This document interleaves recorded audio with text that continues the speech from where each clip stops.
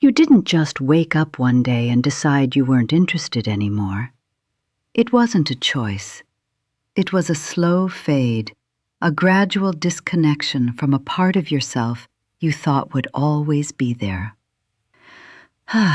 But you've been made to feel like it's a personal failing, haven't you? A relationship problem, or just the inevitable sad decline of aging. In my 30 years of practice, I have seen this exact pattern thousands of times. It's a story I know by heart. The woman who sits across from me, convinced she is broken, blaming herself for a profound physiological event that was never, ever explained to her. And I'm here to tell you what they should have told you from the start. You are not crazy. You are not alone, and you were never told the truth about what was happening to you. Look, the story you were told was that this is all in your head, that it's about stress or your partnership or just getting older. That is a lie of omission. The truth is in your cells. Here is a number that should have been front and center in every conversation.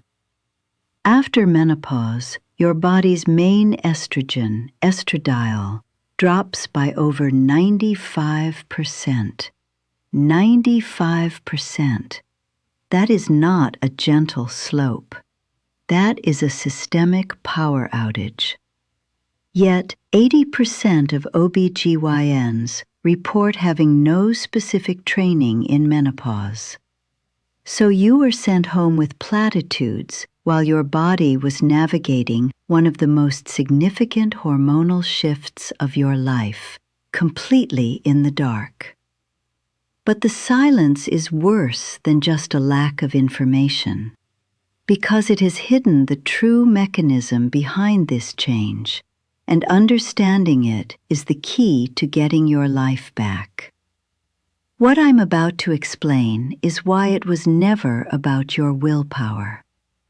This silence you're living in wasn't an accident. It was built. Think about your mother's generation. They went through this in a complete blackout, weathering hot flashes and sleepless nights with a kind of stoicism that was really just isolation. They never had the language for it, so they gave you none. Your generation was supposed to be different. We had science, we had hormones, and for a brief moment we did. But then, in 2002, a single study, which we now know was deeply flawed in its interpretation, sent a shockwave of fear through the medical community. The very word hormone became toxic, and an entire generation of doctors, afraid of causing harm, stopped prescribing the one thing that could have helped. They abandoned you at the gates of menopause and left you to navigate the fallout alone. So the doctors who were trained before that panic had their hands tied. And the ones trained after? Honestly, we weren't trained at all. You have to understand, medical school curriculum is a crowded space. We spend years on the intricacies of pregnancy and childbirth, on every possible pathology of the reproductive years. But menopause? For many of us, it was a footnote, a single lecture, a chapter in a textbook we were told to skim.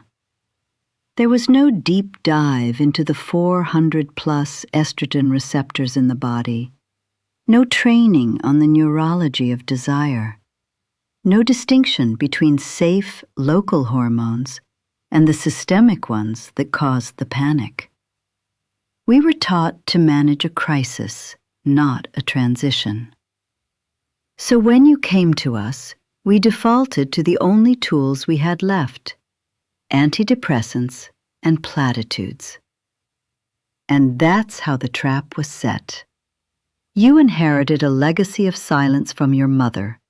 You were met with a wall of fear from your doctor, and all of it was built on a foundation of institutional ignorance. So when you first felt it, that slow, baffling disconnection from your own desire, you walked into an exam room fully prepared to be dismissed. And you were. You were told it was stress. You were told it was your relationship.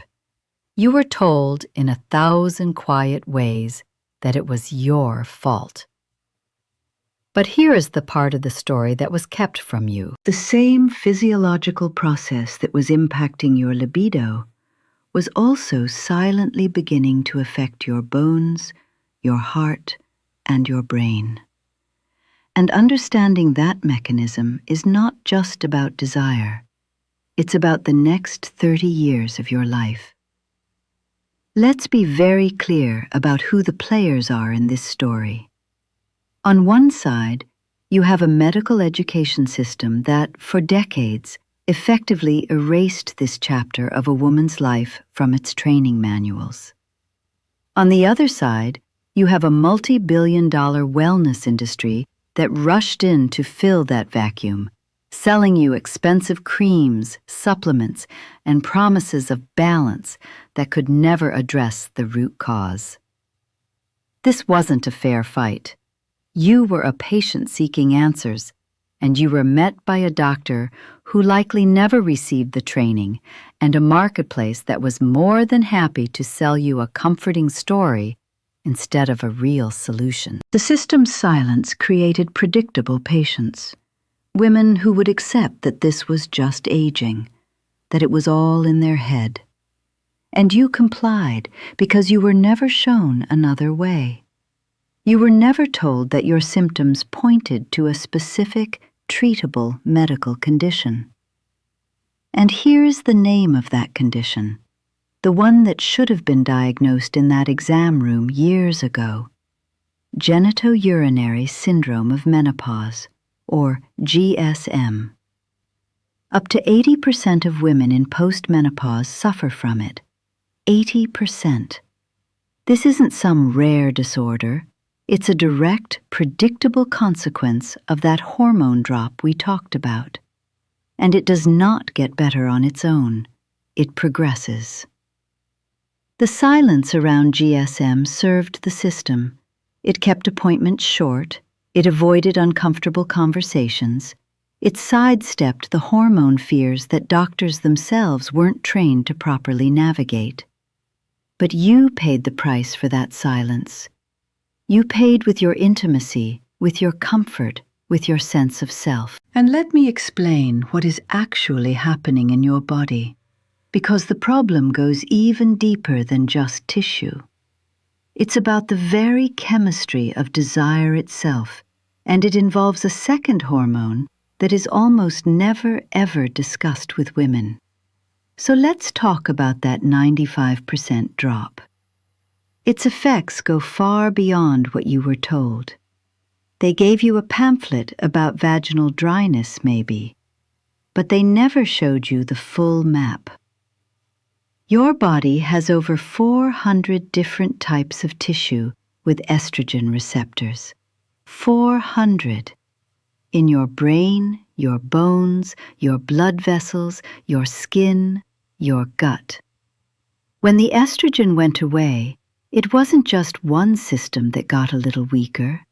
It was a systemic power failure that left hundreds of different tissues starved for the signal they needed to function. That's why the symptoms feel so scattered, so confusing. The brain fog, the joint pain, the sudden feeling of being a stranger in your own skin. That is not aging.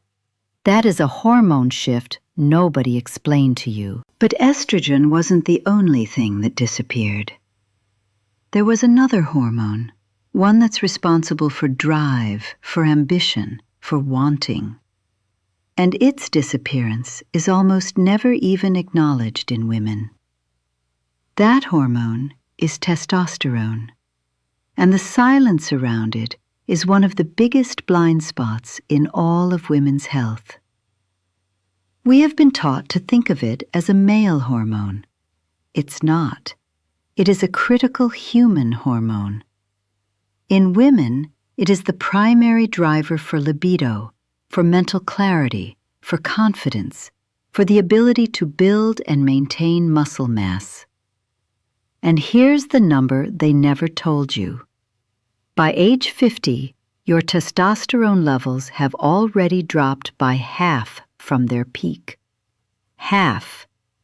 So at the exact same time your estrogen was crashing, the very hormone that fuels desire and assertion was quietly fading away. You weren't just dealing with physical discomfort, you were chemically losing your drive. But why does this combination matter so much? Because these hormones aren't just acting on your body from the neck down. They are your brain's chemistry set. And when they go, the very wiring for desire starts to come undone.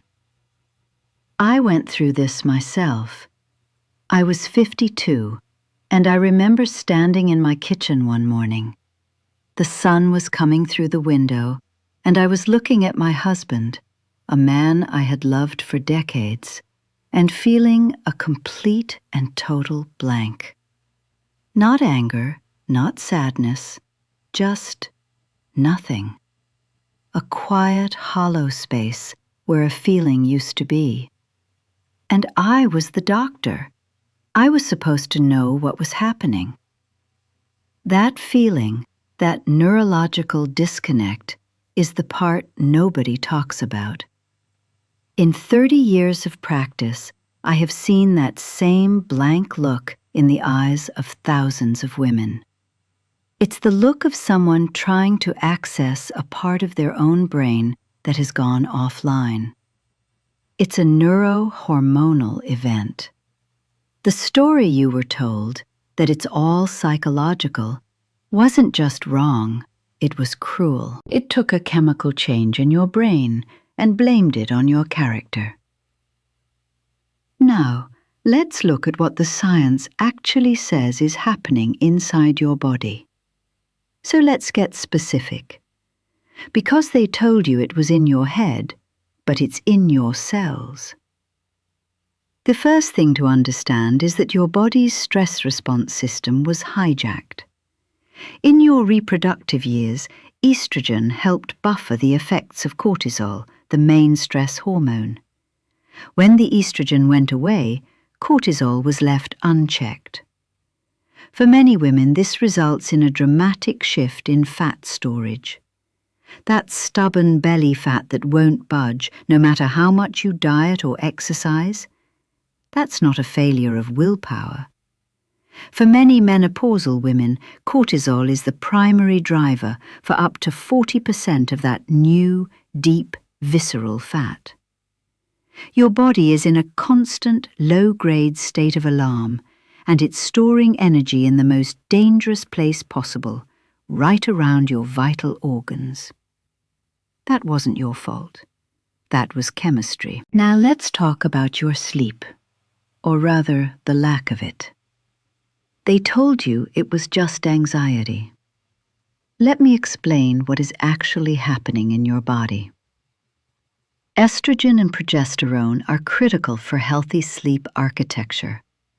They help you get into the deep, restorative stages of sleep where your body and brain actually repair themselves. When they disappear, that architecture collapses. Suddenly you're waking up at 3 a.m., heart racing, drenched in sweat. Postmenopausal women are 2 to 3 times more likely to suffer from sleep-disordered breathing and chronic insomnia. So you're not just tired. You are physiologically depleted night after night. And desire cannot exist in a body that is running on empty. It's a biological impossibility. Your exhaustion isn't a symptom of your life, it's a symptom of your hormones. I had a patient last month, I'll call her Sarah. She sat in this very office and told me, her voice barely a whisper, "I feel like I am disappearing, like a ghost in my own marriage." She was convinced she was failing her husband, that she had fallen out of love. I explained to her that between the genitourinary syndrome of menopause, making any physical touch in that area painful, and the drop in testosterone and estrogen, literally dimming the arousal centers in her brain, her body had initiated a protective shutdown. The circuit for desire wasn't just off, it had been disconnected to protect her from pain, and because the neurochemicals that fired it up were gone. I watched her as it dawned on her. She looked at me and said, "So, it's not my heart, it's my wiring." And for the first time in years, she cried not from sadness, but from relief.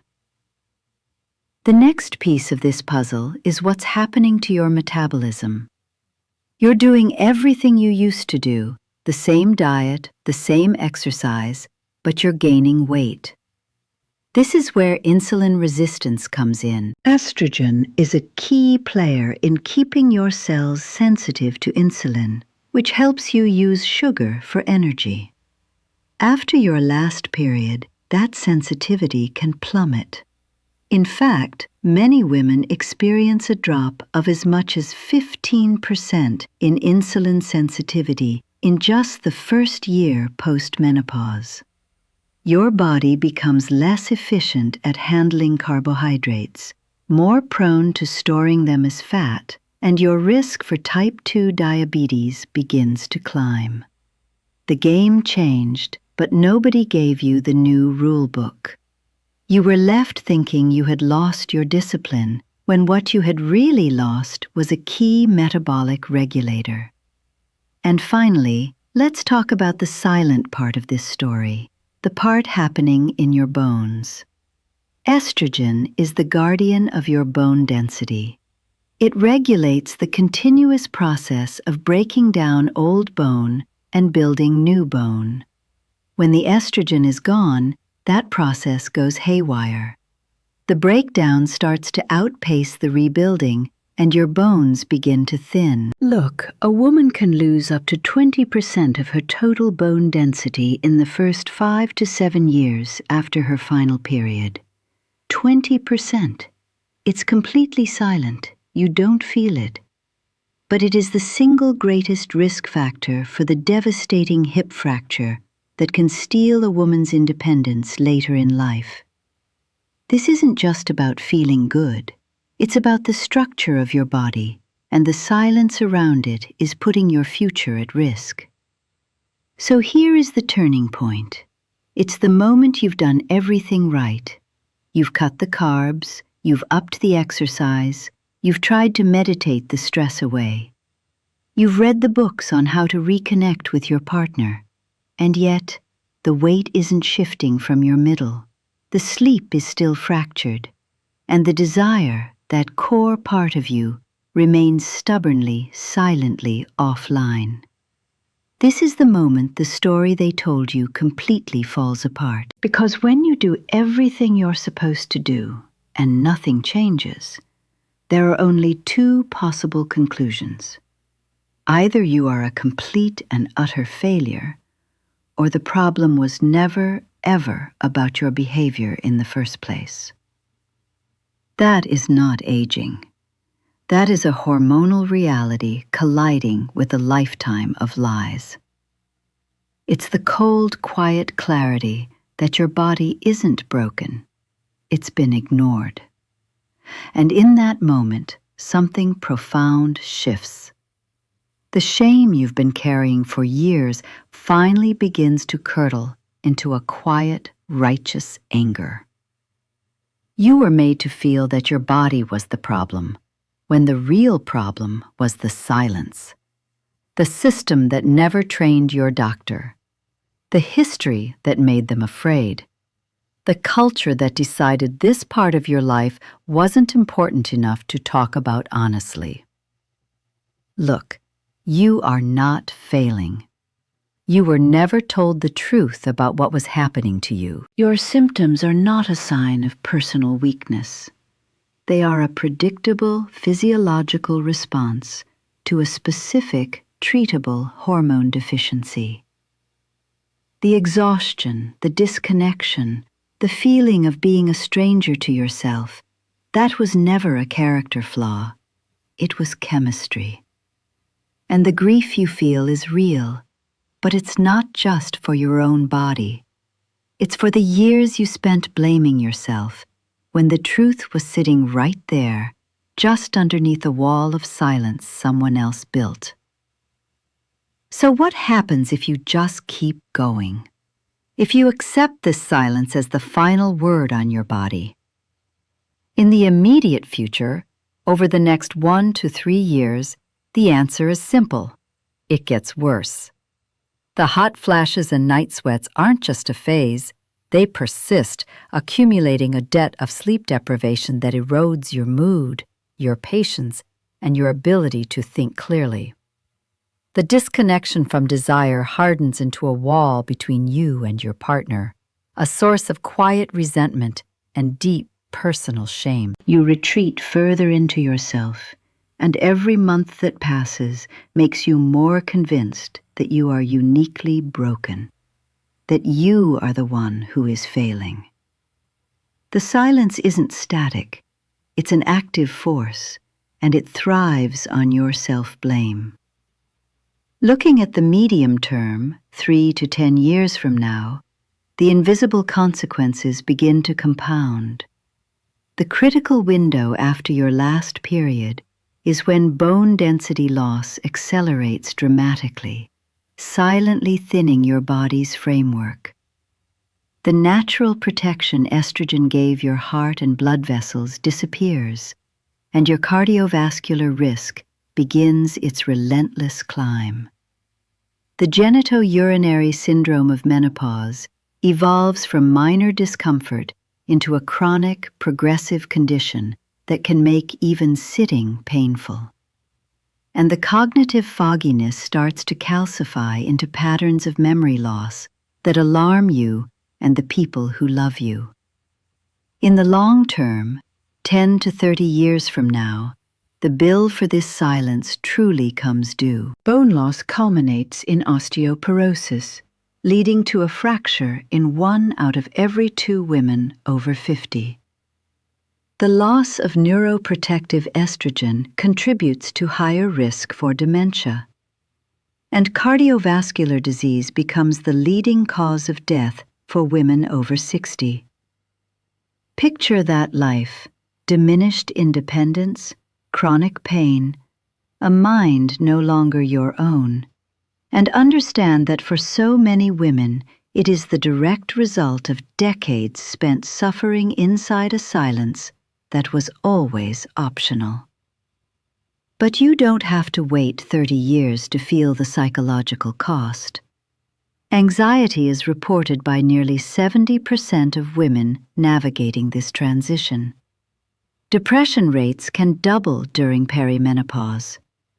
You're living with corrosive shame, a belief that your body is betraying you, profoundly isolated among friends trapped in the same pretense. This is the quiet epidemic of our generation. Millions of brilliant women who feel like they're losing their minds because nobody told them this was a medical condition, not a personal failing. So let's be clear. The exhaustion is real. The pain is real. The risk is real. Tell me in the comments, which symptom has hit you hardest? The one nobody ever warned you about? I read every one because your stories are the evidence of what this silence has cost us. This is where the story you were told ends and where your story begins. The shame you carried was manufactured by that silence. It was never yours to hold. This isn't a psychological problem to be solved with more effort. It's a physiological condition that deserves a medical diagnosis. You are not failing. You were never told the truth. The problem was never your character. It was your chemistry. From this moment on, you stop chasing wellness promises and start demanding clinical answers. You are no longer a passive patient. You are an informed advocate for your own body.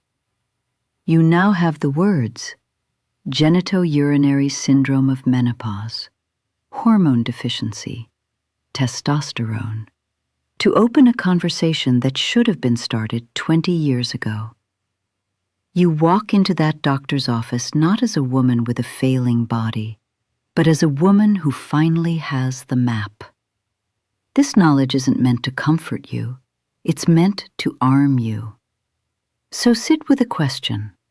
How much of what you've accepted as just aging was actually a treatable condition you were told to endure? How much of your life have you spent blaming yourself for a silence handed to you? Tell me in the comments what you needed to hear today. The silence ends in this room. But understanding the problem is only the first step. Next, we have to break another wall of silence around the one hormone critical for drive and confidence, the one they almost never test for in women. That's our next conversation. The chemistry of wanting, and how you get a doctor to finally listen. Take care of yourself. I'll see you in the next one.